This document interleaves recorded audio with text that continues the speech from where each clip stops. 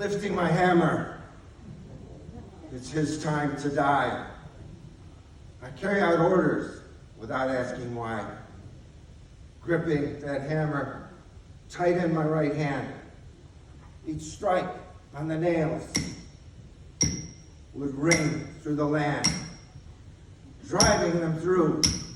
His hands on a cross, the faces of loved ones, expressions of loss, emotions within me.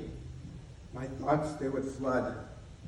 The end of my hammer now drips in his blood. The cross was raised. The crowds shout and stare. If you are a king, come down from there.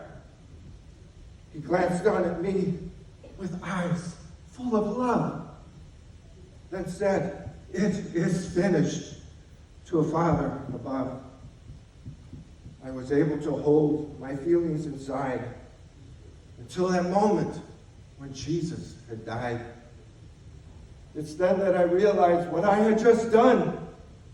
I helped them to crucify God's only Son. Dropping my hammer, I stood in a gaze, then wandered far off for just a few days. I'd heard he had risen from where he was laid. Could I be forgiven for choices I made? Finding a place, I fell on my knees, confessing my sins that God always sees.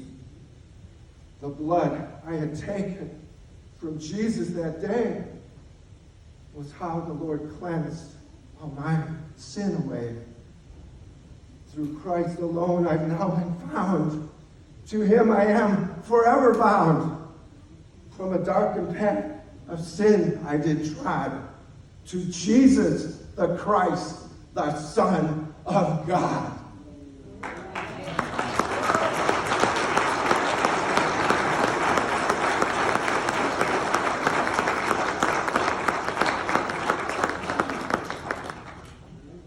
In closing, I wrote this poem in the first person, so each one reading it, myself included, would realize that we are the reason Jesus Christ was crucified.